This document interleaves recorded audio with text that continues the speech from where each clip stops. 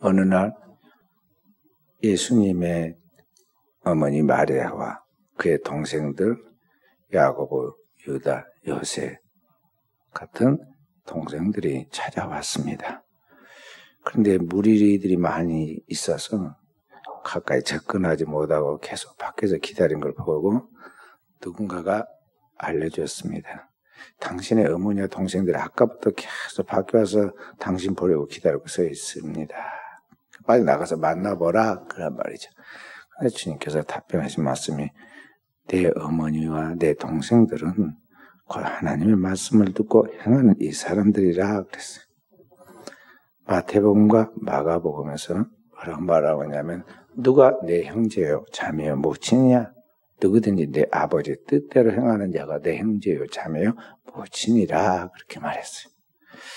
그러니까 오늘 우리가 지금 이 땅에 살고 있는데 가족이라고 부르는 이 가족, 부모, 형제들이 있죠. 그런데 진짜 하나님의 나라에 들어가면 하나님 아버지와 함께 영원히 살 천국의 가족들이 있는데 그 천국의 가족들은 땅에 있는 사람과 질적으로 다르다는 것이죠. 현재 보이는 형제 부모들은 하나님의 나라의 그런 하나의 축소판이고 예행 연습과 같은데 이건 일종의 이제 연습, 리허설이고 실제로 영원토록 함께하는 하나님의 가족이 있다 이 말이죠. 그러니까 하나님의 가족, 천국의 가족들이 누구냐? 이게 두 가지를 얘기했으면 하나님은 내 아버지의 뜻대로 그 다음에 두 번째는 행하는 자라고 그랬어요. 그러니까 여기에 하나님의 가족으로서 하나님의 나라에 영원히 함께 살 사람은 뭐냐면 하나님의 뜻이 무엇인지 알고 나가는 사람들이에요. 자식이 부모의 마음과 뜻을 알면 그때부터 철이 듭니다. 그리고 부모의 그 뜻을 따라가죠. 평상시는 모르다가 나중에 그 일을 따라가요. 우리 한국에 이단 분별의 사명감을 가졌던 분, 그 탕명한 소장이라는 분이 계셨는데 우리 한국의 이단 여문구의 전문가였는데 교회 장로님이셨어요. 근데 그 자녀들이 있었는데 그 자녀들이 그분 살아 생전에는 아버지 하는 일에 그렇게 적극적으로 활동을 하지 않았습니다. 그래서 막상 그 아버지가 이제 돌아가시니까 이단에 대해서는 완전히 그분들이 이제 사명감을 가지고 그분이 전문가가 돼요. 그래서 하나는 이단 연구소 소장으로서 현대 종교라는 잡지도 기독교 잡지도 운영하면서 그 성담 전문 활동을 하고 한 분은 그 신학을 공부해서 대학 교수로 부산 장신대학교 교수로서 이 이단 문제에 대한 부분을 늘 전문가로서 그에 대해서 이야기를 한 걸 바라보고 있죠. 그러니까 그 아버지의 뜻을 이제 확실하게 깨닫고 그 아버지의 뜻을 이어받아 간 것이죠. 이와 같이 오늘 우리가 하나님의 천국의 자녀들이 되려면은 첫째는 그 하나님 아버지의 뜻이 무언가를 알아야 한다는 것이죠. 주님이 요한복음 6장 39절 40절에 뭐라 말씀하시느냐 하면은 내 아버지의 뜻은 아들을 보고 믿는 자마다 멸망치 않고 영생을 얻는 이것이다. 그랬어요. 아버지의 뜻, 그래 영혼이 구원받고 사는 것인데 하나님이 보내신 자 하나님의 아들을 믿고 그 하나님의 아들인 예수 그리스도를 믿고 그의 모든 죄의 사함을 받은 자로서 하나님 앞에 영생을 얻는 그것이 하나님의 뜻이다 이 말이죠. 그 뜻을 우리가 분명히 알아야 하고 두 번째는 그 뜻을 성취하기 위하여 일하는 사람이 되어야 한다. 듣고 행하는 이 사람들이라 그랬는데 여기 듣고는 그것은 듣고 행한다는 것은 뭐냐면 그 영혼들을 살리기 위하여 정말 주님의 지상 명령을 따라서 충성하고 일하는 사람이다 그런 말이죠. 그래서 우리 그리스도인들 우리는 그 생각을 해야 합니다. 내가 주님의 뜻을 진짜 알고 그 뜻을 따라서 사명을 가지고 사명감을 가지고 일하고 있는가. 내 삶은 오늘 그 삶을 위하여 오늘 밥을 먹고 잠을 자고 활동을 하고 있는가. 늘 그 생각을 해야 돼. 먹든지 마시든지 뭘 하든 하나님의 영광을 위해 하라는 말은 구체적으로 이 먹는 것도 영혼을 살리기 위해서 자는 것도 영혼 구원하는 그 일을 하는 것을 위하여 돈을 쓰는 것도 오직 그 목적으로 써야 한다는 것이죠. 거기에 꺼리낌이 없으면 그 사람은 거칠 것이 없어요. 거칠 것이요. 그러니까 부자와 나사로 비유해서 그 부자가 지옥에 갔는데 그 사람이 뭐 사람을 죽인 것도 아니고 사람들 밥 많이 먹였습니다. 날마다 최고의 잔치를 벌려가지고 사람들 많이 대접했습니다. 근데 문제는 그게 주를 위하여 영혼을 살리는 주님의 지상명령을 감당하는 이 일을 위하여 돈을 쓰고 밥을 먹인 것이냐, 아니면은 그냥 자기가 좋아가지고 자기 즐거움에 빠져서 날마다 그 일에 흥겨워서 한 것이냐, 그 차이예요. 만약에 날마다 그가 돈을 쓰고 잔치한 것이 영혼을 살리는 일을 위한 목적을 두었다면 꺾일 것이 없는 거죠. 그거예요. 그래서 오늘 우리는 하나님 뜻을 할애하겠고 그 뜻을 성취하는 삶을 살아야 한다는 것을 오늘 주님께서 우리에게 가르쳐줍니다. 그래야 내가 하나님 앞에 영원히 하나님 아버지를 모시고 살아가는 그의 자녀로서 천국의 가족이 된다. 그리고 내 가족이 누군가를 정확히 인식해라 하고 우리에게 지금 가르쳐주고 있습니다. 그래서 우리는 먼저 우리가 하나님의 마음을 잘 이해해야 돼요. 하나님의 뜻이 뭔가를 잘 이해한다는 거죠. 어느 교회에 70대 중반의 권사님께서 자기의 잃어버린 자녀를 49년 만에 다시 찾았습니다. 그 자녀가 5살 되었을 때 집 앞에서 그 아이를 잃어버렸는데 수십 년 동안 그 아이를 찾으려고 하루도 빠뜨리지 않고 하나님 앞에 은혜를 구하며 기도했습니다. 기도만 것이 아니라 전단지를 말려 돌리고 그 아이를 찾아보고 안 해본 일이 없어요. 10년, 20년 지나면 다 잊어버릴 것인데 지금 몇십 년 동안 그러고 다닙니다. 그런데 그 아들은 49년 만에 마치 영화의 한 장면처럼 그 아이를 만나게 됩니다. 나중에 알고 보니까 놀라운 것은 뭐냐면 그 자기의 자녀가 전국 방방곡곡단에도 없었는데 멀리 떨어져 있는 것이 아니라 자기하고 한 동네 살았어요. 서울 서초구 같은 지역에 살고 있었다는 거죠. 서로 불과 몇 킬로미터 떨어지지 않는 그 거리에 자기의 자녀가 살고 있었는데 몰랐어요. 나중에 알고 보니까 그 동네에 어떤 젊은 여자가 이 아이 5살짜리 아이를 유괴해서 문제가 생겼는데 나중에 다행히 그 아이가 좋은 양부모를 만나가지고 그렇게 성장을 했습니다. 그 동네에서 성장을 했어요.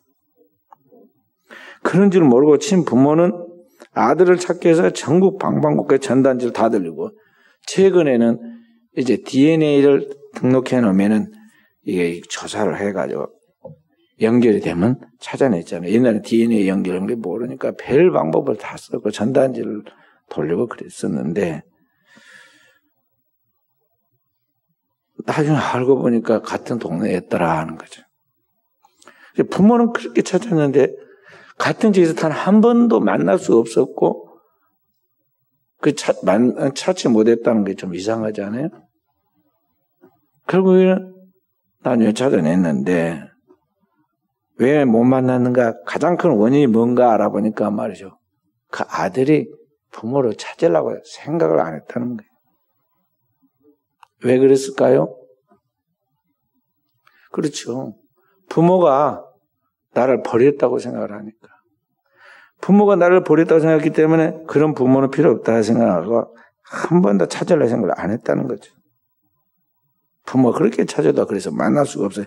왜냐하면 나도 부모를 찾기 위해서 DNA를 갖다가 이게 정부 제공을 해서 만나려고 그렇게 해야 할 건데 자기가 그런 의지가 없으니까 이 젊은 사람이 그런 거 의뢰도 안 했고 찾으려 생각 한 번도 하고 그런데 쳐다보도 안 했던 것이죠.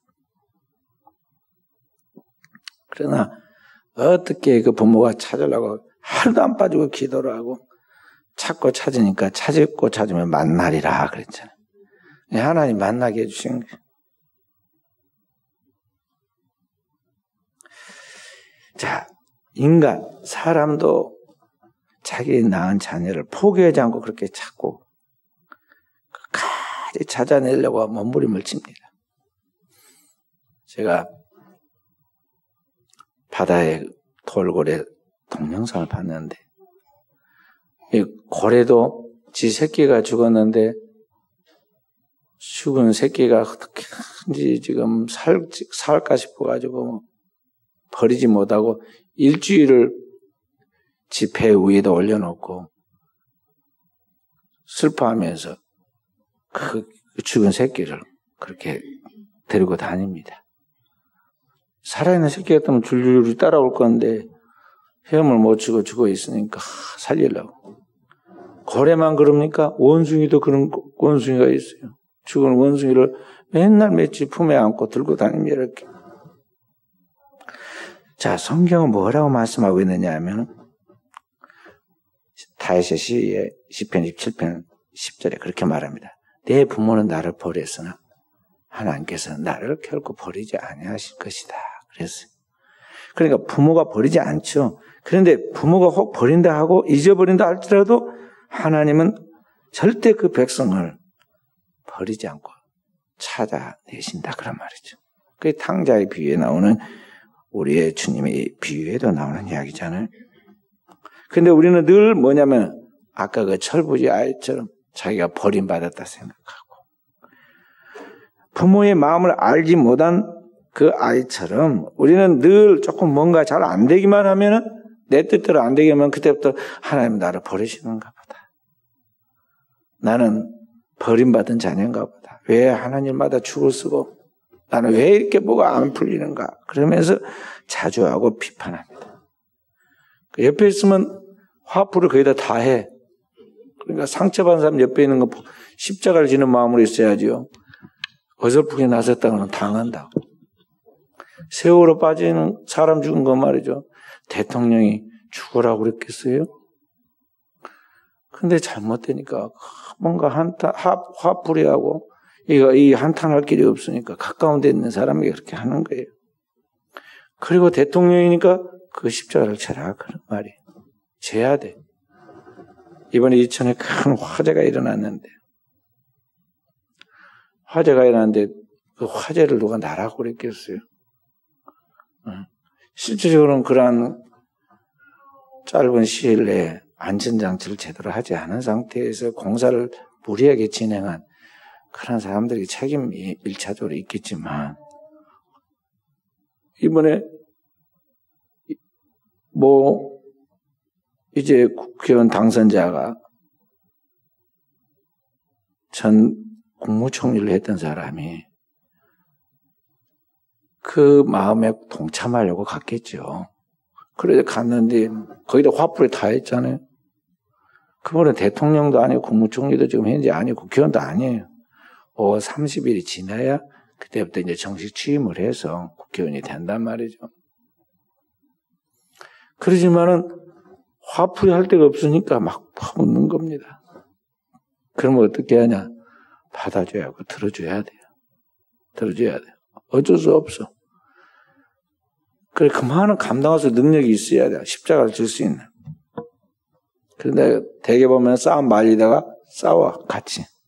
말리다가 여쭤보고 지금 다퉜는데 싸움을 말린 사람하고 엉뚱히 싸우고 있습니다. 나중에 보면.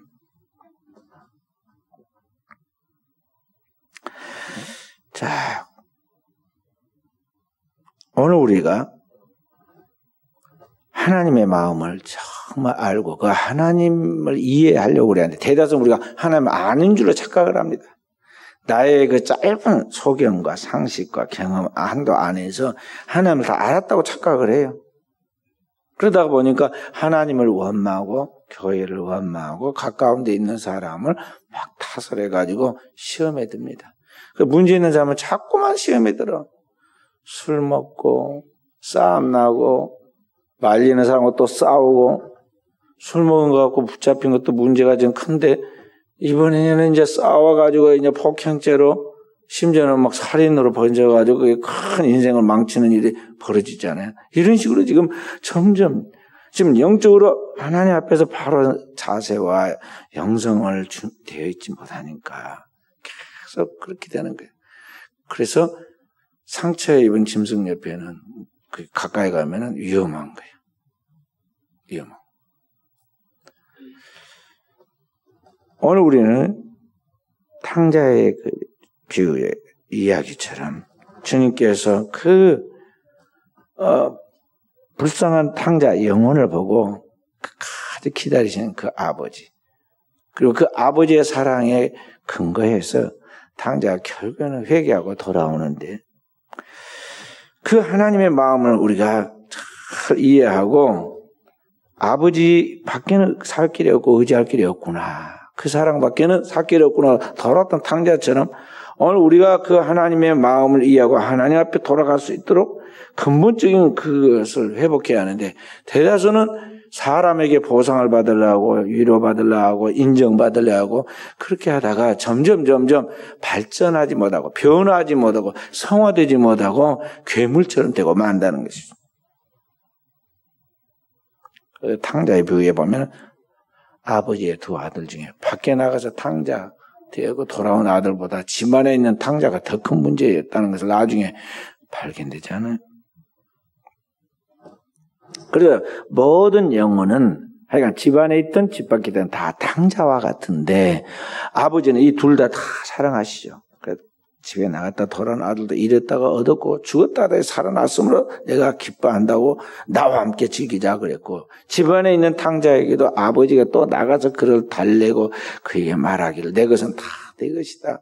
그리고 제 동생은, 네 동생은 내 아들이고 내 동생이 아니냐, 그를 위하여 내가 오늘 기뻐하고 함께 축복하는 것 너가 이해해야 한다는 식으로 다 해가지고 둘 다 포용을 하잖아요. 이와 같이 오늘 우리는 이 하나님의 마음을 알고 그 하나님 아버지의 사랑을 이 땅에 있는 탕자 같은 죄인된 사람들에게, 오늘 우리의 영혼 그리고 우리가 만나는 모든 사람들 다 탕자들인데 이 영혼들을 주님 앞으로 인도하여 하나님을 믿게 만들고 그를 천국 백성 하나님의 가족으로 만들어야 책임이 먼저 믿는 우리에게 있다는 것입니다. 그래서 사도 바울은 변화된 다음 담에서 도성성에 뒤집어지고 부활의 주님을 만나서 깨진 다음에 부산히 나가서 전도하죠. 제1차 세계전도, 제2차 세계전도, 제3차 세계전도, 그 다음에 마지막에 가서는 로마 전도까지 나가죠. 그렇게 나가면서 힘든 일이 너무 많이 있었어요. 고린도후서 11장에 보면은 그 얼마나 많이 고생을 했는가 나오죠. 11장 26절 한 절만 봐도 강의 위험과 강도의 위험과 동족의 위험과 이방인의 위험과 시내의 위험과 광야의 위험과 바다의 위험과 거짓 형제 중의 위험과 막 그러면서 쭉 이야기 나옵니다. 험한 일 엄청 많이 당했어요. 그럼에도 불구하고 자신은 그 일을 하나님 앞에서 사명을 갖고 있다고 그랬어요. 왜냐? 하나님께로부터 내가 직분을 받았다. 충성되지 못한 나를 하나님 충성되게 여겨 화목케 하는 직분을 맡겼는데 이것을 내가 해야 할 일이라는 것입니다. 그래서 뭐라고 그러냐면은 고린도전서 9장 16절에 보면은 이렇게 말합니다. 내가 내 임으로 이것을 행하면 상을 얻으리니와 임의로 아니한다 할지라도 나는 직분을 맡았노라. 그러니까 내가 임의로라는 것은 해도 좋고 안 해도 아무 상관도 없다는 거예요. 그러나 내가 그것을 선택해서 지금 하고 있는데 그렇게 하기 때문에 꼭 안 해도 될 것을 하니까 상 받을 일이지만은 더 나아가서 내가 이 일을 꼭 해야 할 일로 생각한다는 것입니다. 왜냐? 내가 하나님께로부터 직분을 맡았노라. 그런데 주님은 12사도를 따로 임명했어. 그 시대에 똑같은 시대예요. 사도를 임명했어. 사도 바울은 사도가 아니에요. 그런데 부활의 주님이 그에게 나타나서 직접 말씀하시기를 가라. 내가 너를 이방을 위하여 택한 나의 그릇으로 이방의 빛을 비추기 위하여 세운 나의 종이라고 주님이 분명히 사도행전 9장에 말씀을 하셨단 말이에요. 그러니까 그것을 주께서 나에게 이 일을 맡겨서 보냈기 때문에 사도라고 자기는 직분을 받았다고 말한 거예요. 이방인의 사도. 그 제자들은 12제자는 이스라엘 12지파에게 보냄을 받은 사도이고 자신은 세상에서 버림받은 자라고 볼 수 있는 이방인들을 위한 사도로 자신이 부름받았다는 걸 알고 거기에 대해 굉장한 긍지를 가지고 일했다는 것이죠. 그리고 우리에게도 말합니다. 맡은 자에게 구할 것은 충성이다.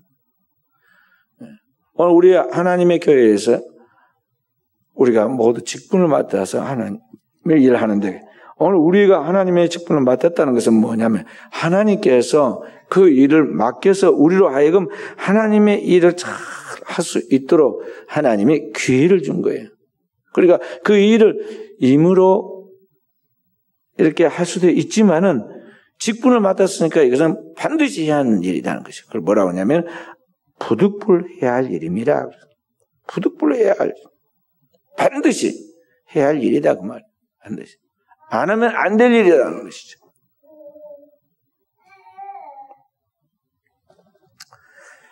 그래서 오늘 우리는 이제 하나님 앞에서 주님의 사명을 가진 자로서 하나님의 택한 족속의 왕 같은 제사장들로 하나님의 귀한 복음을 세상에 전하도록 보내를 받은 우리가 선지자들이므로 오늘 우리 그리스도의 삼중직을 가지고 우리가 이 땅에서 살아있는 동안에 내 시간과 정성과 모든 정력을 다 모아서 영혼의 구원을 힘써야 돼. 첫째는 누구에게요?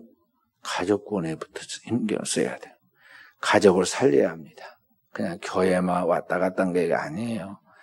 그것은 이제 가장 기본이고 진짜 주님을 믿고 천국 백성이 되는 그래서 주님의 삶의 우선순위를 하나님의 나라 의를 구하고 주님의 마음을 알고 하나님 마음을 알고 주님처럼 이 영혼의 구원을 위하여 일하여 나가는 그러한 깨어있는 사람으로 살아갈 수 있는 데까지 그리스도의 장성한 분량에 서 있는 진정한 제자 되는 자리까지 우리가 만들어 가야 한다. 그것이 우리들의 숙제인 것입니다.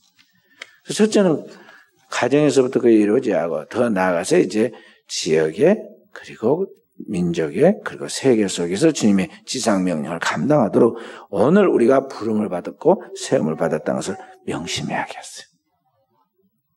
그러면 어떻게 우리가 전도해야 하는가? 이 전도의 실제에 대한 이야기를 한 교회 사례를 들어서 한번 이야기를 해봅니다. 서울의 용산구에 가면요. 후암동이라는 곳이 있어요. 산빛 아래 있는 동네인데 이 1946년도에 세워진 교회입니다. 북한이 공산주의자들이 이제 내려와 가지고 그 북한을 지배하며 공산주의화 되어가고 있을 때 그때 공산주의가 싫어서 피난 내려온 사람들이 1946년 해방 후 그 다음에 내려와서 그들이 가난한 지역에 산골 그 꼴짜기 같은 그런 곳에서 거기에서 이제 모여서 교회를 세웠는데 그 교회가 후암교회예요. 그 동네에 너무 가난하고 못 사는 사람들이 많이 있었는데 소위 인간 취급을 받지 못하고 버림받은 사람들이 살고 있는 지역에서 시작된 교회예요. 거기에 누가 왔느냐면 미국에서 유학을 하고 끝마친 아주 젊은 목사님, 지적인 목사님, 1960년에 거기에서 공부가 마치자마자 한국에서 청병을 받아가지고 거기에 부임해 왔어요. 조동진 목사님이란 분인데 이번에 와갖고 보니까 진짜 자기하고는 안 맞는 분들이 거기 있었어요. 그래도 주님의 그 지상 명령을 감당하도록 하나님이 자에게 일터를 주셨으니 내가 열심히 해야겠다. 금요일마다 구역장과 권차들로 모아놓고 전도학교를 시작합니다. 전도의 원리와 방법을 1시간 강의하고 4시간 동안 오후 시간에는 열심히 후암동 일도를 샅샅이 누비며 방문 전도 실습을 합니다.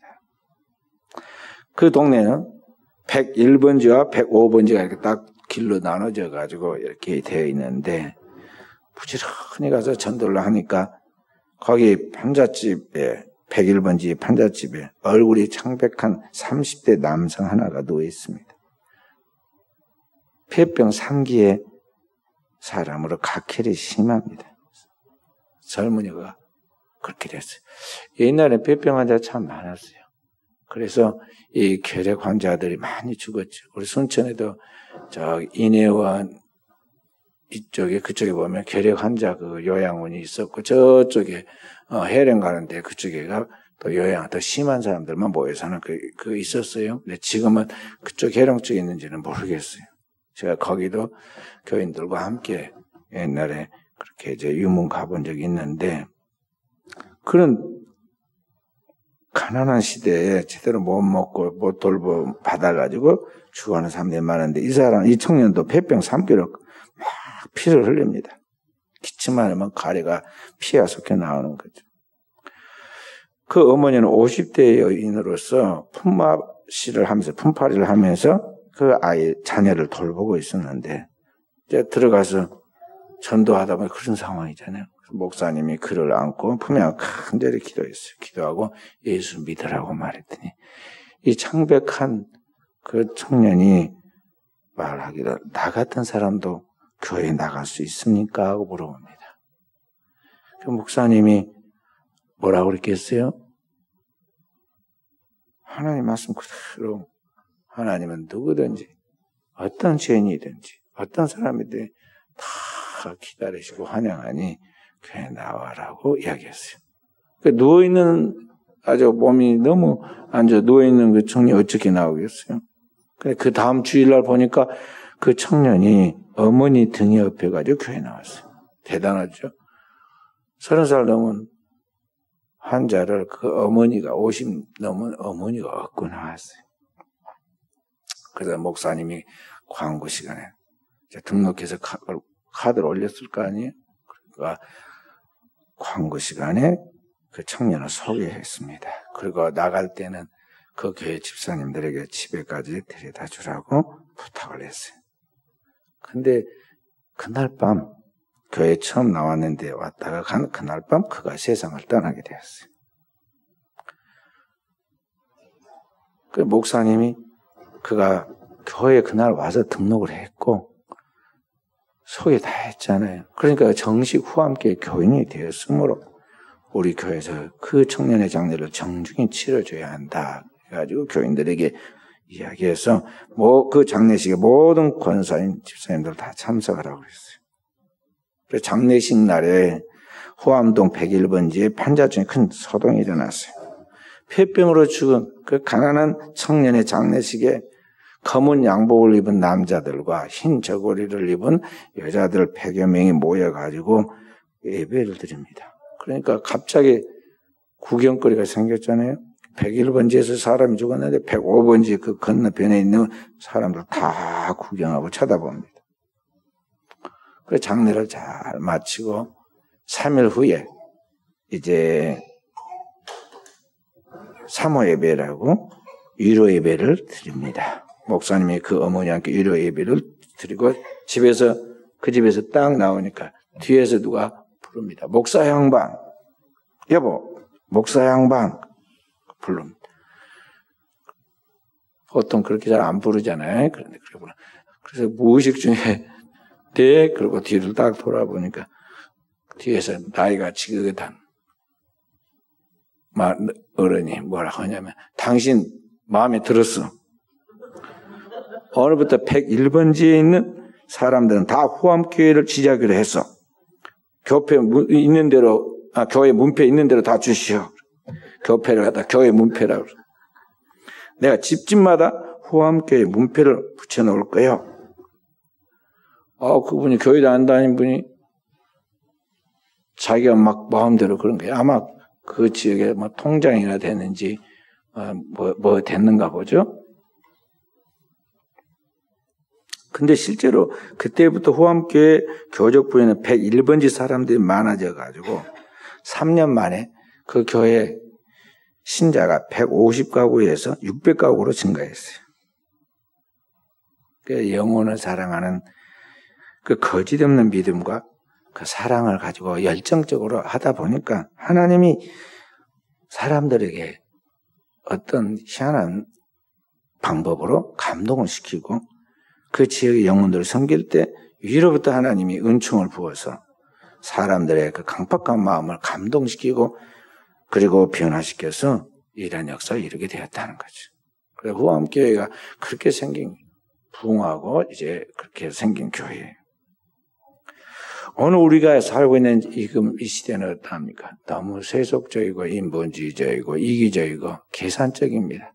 그래서 계산이 딱딱 맞아떨어지지 않으면 절대 행동하지 않으려고 그러죠.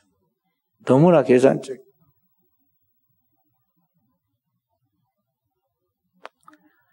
손해볼 짓을 않으려고 그럽니다. 그런데 우리 교회에서는 어때야 하냐? 손해봐야 돼요. 저주해야 하고 양보해야 하고 바보처럼 당해줘야 하고 나를 이용해서 어리숙하게 바보처럼 보여가지고 나를 이용해 먹으려고 그랬던 말했던 하나님의 뜻이 이루어지고 하나님 앞에 영혼의 구원의 영광이 되어지기만 한다면요 속아주는 거야. 속아주는 거야. 결국에는 하나님이 이기셔. 그 하나님께서 결과는 하나님께서 선을 이루신다는 거죠. 나를 통해 주님이 영광 받으시면 되고 나를 통해서 주님의 일이 이루어지면 되는 것이야. 나라는 게 대단한 것까지 너무 거기에 막 집착하고 자존심을 세우고 그럴 필요가 없다 이 말이죠. 우리는 오직 하나님께서 나 같은 쓸모없는 죄인을 살려서 구원시켜서 하나님의 자녀 삼아 주셨으니 내가 받은 그 구원의 은혜를 어떻게 갚을 것이냐 이 한 가지만 생각해. 그 마음을 가지고 헌신할 때 하나님께서는 하나님의 때 하나님의 방법으로 하나님의 가장 최선의 결과를 우리에게 주신다는 걸 알고 하나님의 원리를 쫓아가야 돼요. 먼저 하나님의 나라와 의가 이루어지도록 하나님 뜻이 이루어지도록 거기에 우리가 최애 삶의 우선순위를 두면 나머지는 다 따라오게 된다는 것입니다. 할렐루야. 하나님이 충성되지 못한 우리에게 우리를 충성되게 여겨 직분을 주셨다. 디모데전서 1장 12절에 사도 바울이 그랬어요. 나는 죄인의 괴수인데 죄인의 괴수인 나를 십자가에서 구속해 주신 것도 너무 감사하지만은 내가 진짜 이 불량한 나와 같은 사람을 충성되지 못한 댕글로 여겨주시고 나에게 직분을 맡기셨다는 거죠. 여기에서 우리가 하나님의 종들로서 하나님의 일을 어떤 위기나 또는 비판이나 조롱이나 무시를 당하더라도 포기하지 않고 해야 할 그런 근거가 있다 하는 것입니다. 오늘 주님은 천국의 가족들의 조건을 딱 한 가지로 이야기했어요. 그것은 뭐냐면 오직 하나님의 뜻을 그대로 실천하는 그 사람이 천국의 가족이라고 했어요. 그리고 반대로 하나님의 뜻을 행하지 않는 사람은 아무리 천사의 말을 하고 주여 주여 소리를 막 입에다 달고 살고 내가 내 아버지의 뜻을 위하여 많은 주님의 일을 했다고 아무리 그렇게 하고 실제로 그런 것을 보였다 하더라도 하나님이 그 중심에 보실 때 그 하나님의 뜻을 위하여 산 것이 아니다고 평가된다면 그것은 다 사상 누각이다. 모래에 의해 지은 집처럼 결국에는 심판의 날에 다 떠내려갈 것이다. 불타버릴 것이다. 말씀하고 있어요. 반면에 오늘 우리가 사람들은 그걸 인정해주지 않고 평가하지 않고 알아주지 않을지라도 은밀한 중에 보시면 하나님 앞에서 중심의 진실함을 고 내가 최선을 다해서 하나님 앞에서 이 영혼을 살리는 일에 헌신했다면 걱정할 거 없다는 것이죠. 왜냐하면 그날에 주님께서 최후의 심판의 날에 모든 것을 하나님이 불꽃 같은 눈으로 절대 평가를 하실 때 그가 내 아버지의 뜻대로 아버지의 그 뜻을 따라서 영혼을 살리는 일을 헌신하였으므로 그게 만약에 아무리 적은 계자씨 같은 것이라 할지라도 또는 일상에서 아무도 주목해보지 않은 것이라 할지라도 하나님 나라에서는 반드시 하나님이 그에게 평가하시고 상을 주신다고 그랬어요. 그래서 주님이 인정할 때까지 하나님이 최후에 착하고 충성된 종이다. 잘하였도다 하고 주님의 칭찬만 받게 된다면 나머지는 뭐 사람들이 비웃고 조롱하고 발로 짓밟아도 상관없어요. 왜냐하면 남의 말은 3일을 못 가거든요. 남이 뭐 칭찬하는 것도 3일을 못 가. 나 하나님 앞에서 한 것일 뿐이다 이 말이죠. 그러면 결과는 하나님이 그를 반석 위에 세운 집처럼 어떤 가운데 무너지지 않는다는 것입니다. 그래서 오늘 우리는 그 주님의 말씀, 내 아버지 뜻대로 행하는 자가 되라고 하신 그 말씀처럼 우리는 하나님 앞에서 받은 사명을 따라서 생명을 사랑하고 생명을 돌보고 생명을 구원하는 이 일에 순종을 다하여 충성한다는 것, 순종한다는 거잖아요. 충성을 나아감으로 하늘의 영원한 썩지 않는 상을 받아야 한다. 소멸하지 않고 썩지 않는 그 상을 받아야 한다는 것을 우리가 깊이 명심해요. 오늘 또 일하는 하나님의 귀한 일꾼들로 전도자로서 우리 성청 은혜께 우리 사랑하는 성도들, 저와 우리 성도들이 열매 맺을 수 있기를 주의 이름으로 축원드립니다.